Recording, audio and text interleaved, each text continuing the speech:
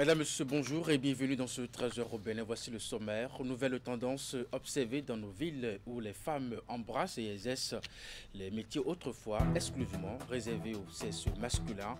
Vous le verrez, c'est le cas d'une dame du nom de Sylvia Prudencio qui répare et entretient les chaussures. Elle totalise plusieurs années d'expérience qui font d'elle une véritable chose-maker. Ensuite, descente du maire Jonas Benamator et plusieurs membres de son conseil communal sur les chantiers de construction des routes Carrefour-Semin, Porte-Nouveau et Ekpe-Tchonvi-Sekandi. Les raisons de cette descente sont à suivre dans un instant. Et puis enfin, 131 ans après, prince et princesse Béanzin sacrifient à un devoir de mémoire, édition 2025 de la fête de retrouvailles des goûts de vie. Le rendez-vous cette année a une fois encore été l'occasion pour les filles et fils de la lignée Béanzin de revisiter l'histoire.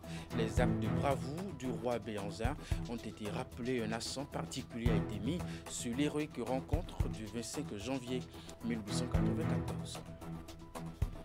Voilà pour vous le sommaire de cette édition. À nouveau, bonjour et bienvenue. Si vous nous rejoignez, de plus en plus, les femmes travaillent à mériter effectivement le statut d'être égal à l'homme. Cela se remarque à travers la nouvelle tendance observée dans nos villes où les femmes embrassent et exercent les métiers autrefois exclusivement réservés au sexe masculin. C'est le cas d'une dame du nom de Sylvia Prudencio qui répare et entretient les chaussures. Elle totalise plusieurs années d'expérience qui font d'elle une véritable chose-maker, comme on les appelle dans ce métier. Reportage. Il n'y a pas de saut métier, dit-on. Sylvia Prudencio, mère célibataire et réparatrice de chaussures dans le 10e arrondissement de la ville de Cotonou, en est la preuve palpable. À première vue, le doigté qu'elle applique sur les objets qu'elle doit réparer, on dirait qu'elle s'est fait former. Mais dans le fond, Sylvia Prudencio n'a jamais suivi une formation dans ce métier qui lui permet de joindre les deux bouts au quotidien. C'est parce que j'ai eu à rencontrer beaucoup de difficultés que j'ai commencé à exercer ce métier. J'ai eu un copain qui réparait les chaussures.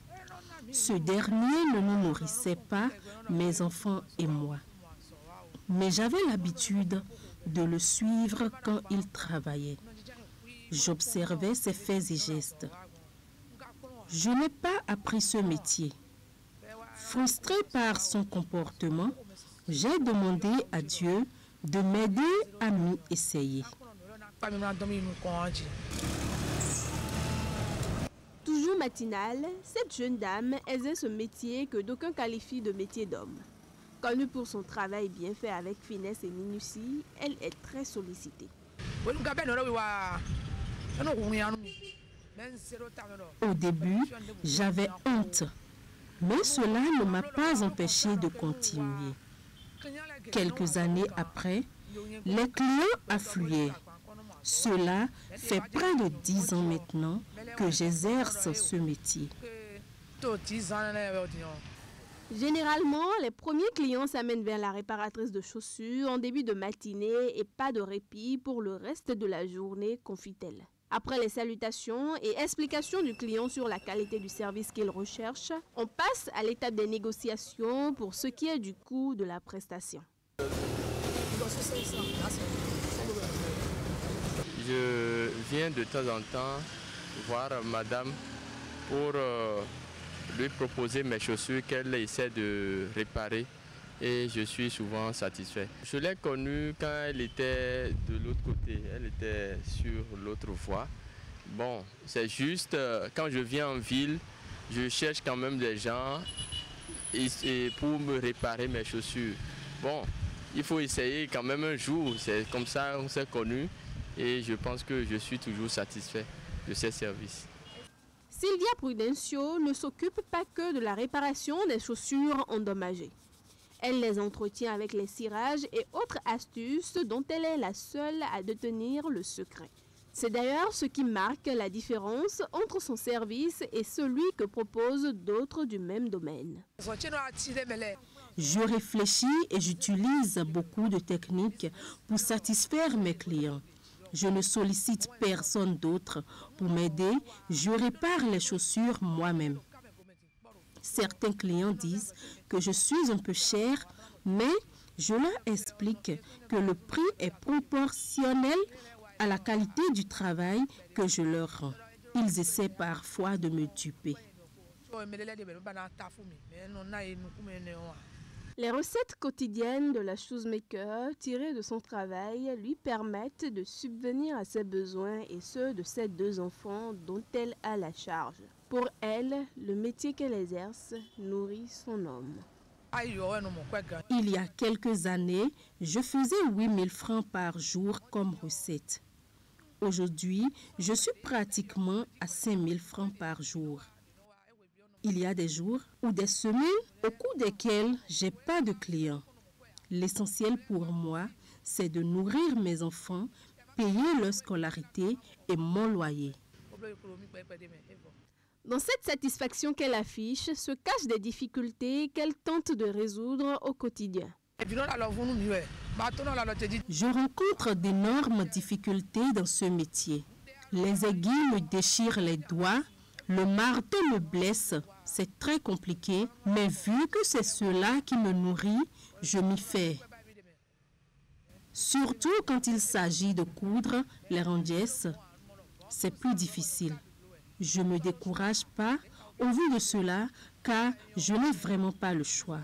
Je rends juste grâce à Dieu au quotidien. Dans un monde en pleine évolution, où le marché de l'emploi devient de plus en plus exigu, chacun se ferait son chemin pour assurer sa survie. Descente du maire Jonas Benametor et plusieurs membres de son conseil communal sur les chantiers de construction des routes Carrefour, Seme-Porte-Novo et Ekpe, Tchonvi, Sekandi. C'était pour apporter des réponses aux inquiétudes de ces populations en ce qui concerne ces routes. Reportage. C'est une inquiétude des populations liée à l'absence ou non de carrefour à Yagbe dans la commune de Djirekbe qui a fait descendre le maire et son conseil communal sur le chantier de construction de la route Seme-Carrefour, pont de Porto-Novo. Il s'agit d'un carrefour ou d'une amorce, monsieur l'ingénieur. Oui, il s'agit bel et bien d'un carrefour. L'aménagement qui est prévu permet d'aller dans toutes les directions. Voilà. Donc c'est bien et bien un carrefour qui est aménagé à partir d'ici. Donc si c'est un carrefour, je prends à témoin la délégation pour qu'au moment de la mise en service, que les populations puissent librement circuler et ne pas être obligées de faire de grands détours avant de prendre leur chemin. Voilà l'une des inquiétudes et des réclamations persistantes de la population. Nous sommes les grands bénéficiaires. Et l'architecte qui a permis de réaliser une telle œuvre, c'est le chef de l'État, son Excellence Patrice Talon et toute son équipe. Merci donc au chef de l'État. Autre préoccupation des populations de Semekpodji, c'est l'axe Ekpe-Tchonvi-Sekandi, dans les travaux de pavage et d'assainissement dans le cadre du projet PAVIC piétine depuis 4 ans, alors qu'ils étaient prévus pour durer 18 mois. Il y a des inquiétudes sur la qualité même du travail qui se fait parce que quand vous voyez les caniveaux à ciel ouvert, quand vous voyez les barres de fer qui jonchent ici et là et qui semblent abandonnées, vous avez de quoi vous interroger. Donc nous poussons pour que vraiment on ait le résultat. C'est après le résultat qu'on pourra certifier que tous les efforts ont été concluants. Si ce n'est pas le cas, je reste toujours sur la défensive, comme on le dit. Le projet PAVIC laissera-t-il à Semekpodji un éléphant blanc? Tout porte à le croire au regard des complications du chantier. Le processus de remise de secours nationaux aux bénéficiaires identifiés a démarré dans le département de l'UEME. Pour le lancement des remises, ce sont 66 bénéficiaires qui sont entrés en possession d'espèces sonnantes et trébuchantes. Voici les images. Elles sont 31 personnes indigentes, 24 personnes âgées et 11 personnes vivant avec le handicap des communes d'Adiara et d'Avrancourt à recevoir en espèces sonnantes et trébuchantes les secours nationaux au titre de l'année 2024. Les secours nationaux sont des appuis non contributifs et non remboursables accordés à la suite d'un processus qui implique plusieurs acteurs du niveau local, c'est-à-dire communal, jusqu'au niveau national. Ces secours contribuent beaucoup à l'amélioration des conditions de vie et des personnes en situation difficile bénéficiaires. Au terme du processus, pour le compte de l'année 2024, 357 bénéficiaires ont été retenus pour être appuyés dans le département de l'Ouémé, soit 166 personnes indigentes, 134 personnes âgées et 58 personnes handicapées pour un montant global de 24 640 000 francs contre 17 600 000 francs CFA en 2020. Dans le rang des bénéficiaires, les mots étaient au remerciement. Je remercie aussi notre très cher président.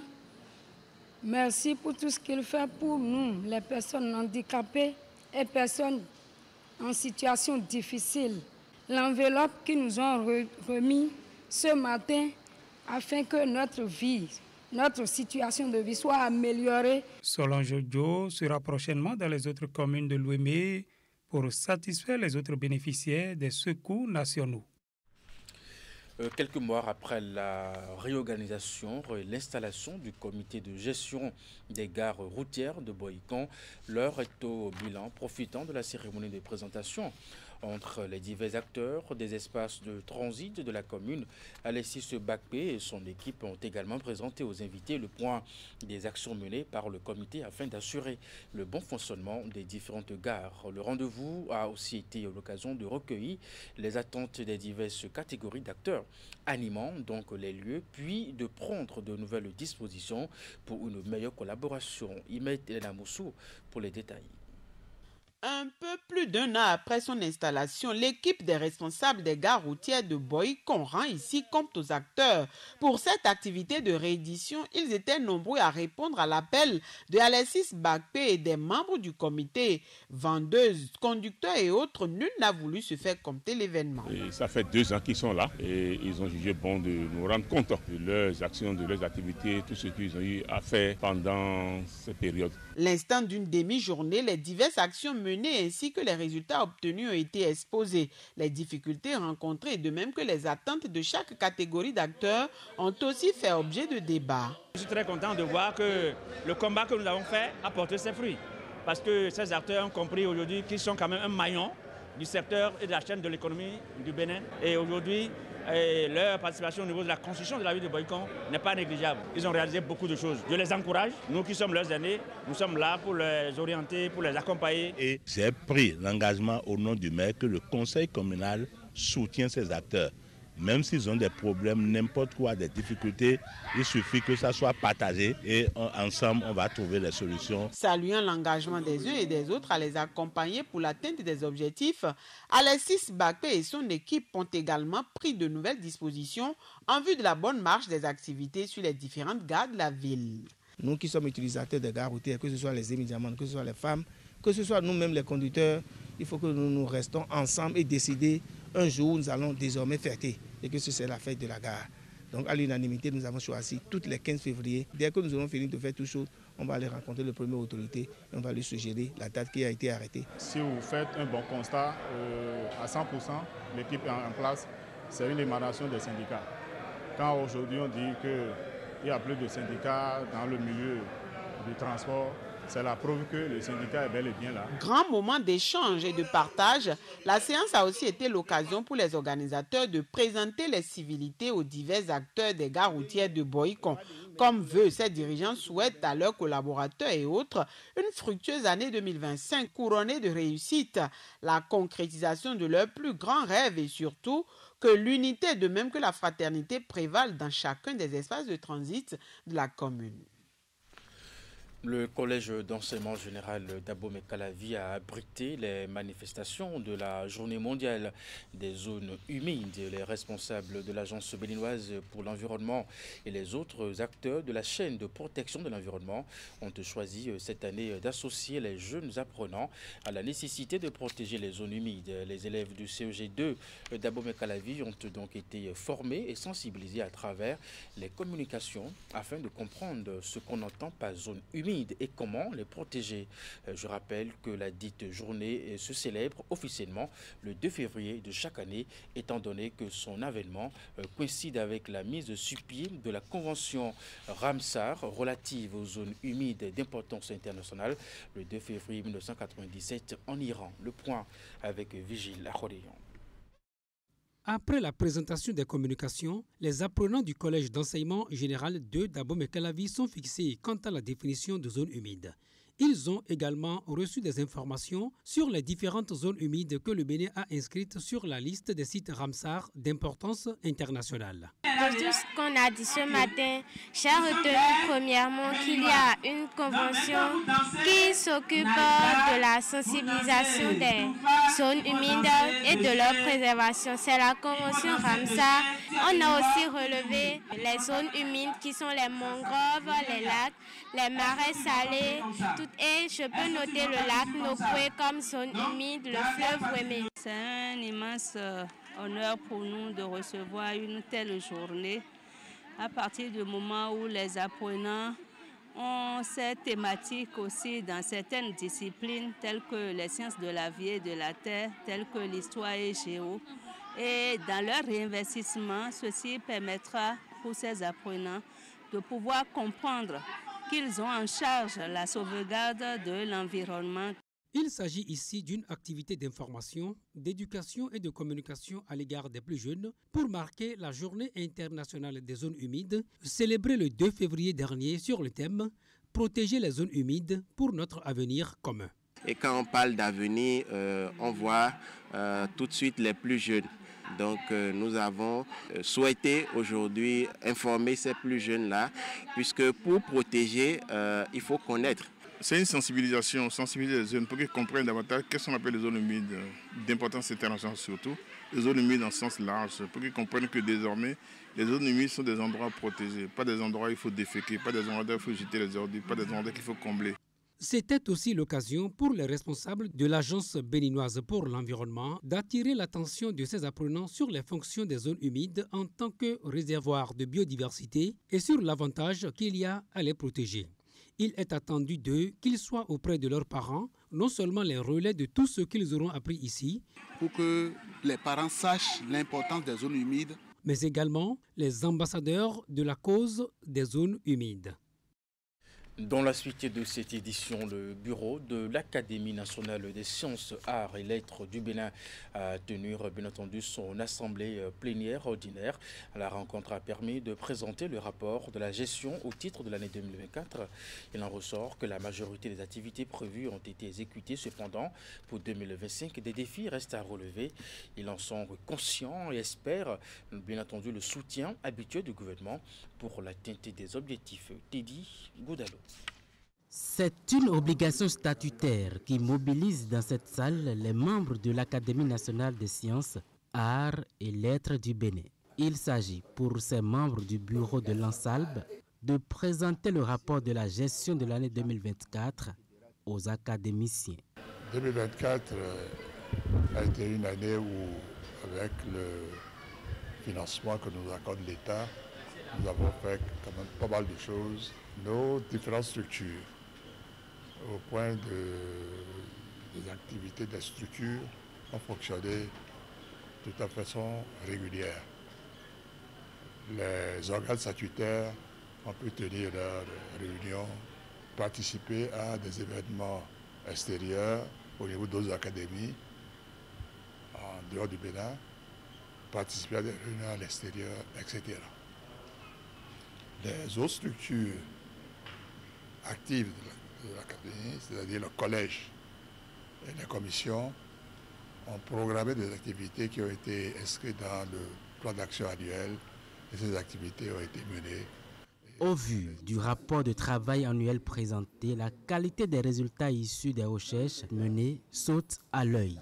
Le document prévoit en retour des résolutions pour mieux permettre aux décideurs de se référer à la science pour coordonner à bien les actions de développement. Par exemple, le programme FLOR, où on est en train de rééditer entièrement les documents scientifiques sur les regroupements, sur les associations, etc. de la végétation au Bénin.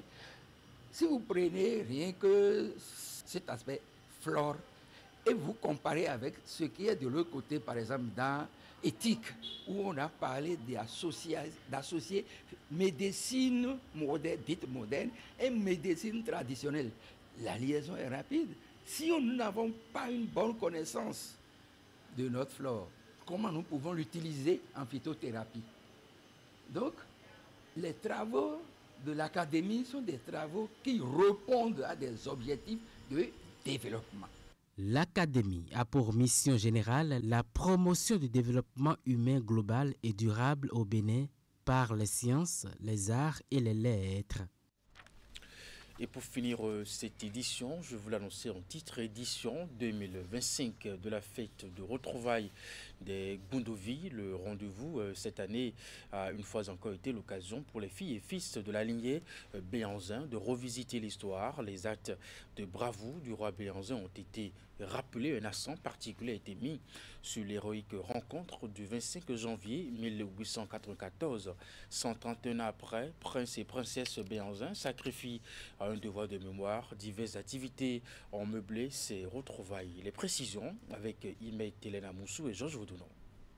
Commémoré depuis plus d'une décennie, l'événement a pris il y a 4 ans une allure singulière, rassemblé ici sur l'esplanade du palais privé du roi Béhanzin à Djimé. Ces hommes et femmes de tous âges issus de la lignée du souverain revivent une partie de l'histoire d'un héros dont la bravoure séduit davantage de monde autre que ses descendants. Nous, descendantes et descendants de Sa Majesté Dada Béhanzin Aïdjele, sommes très heureux de vous accueillir chaleureusement en ces lieux chargés de récits glorieux. Pour cette édition 2025 de la fête identitaire des Gundovi, de nombreuses activités ont été programmées. Les réjouissances ont duré plus d'une journée. Elles ont démarré par un concert animé par l'artiste Anis Pépé. «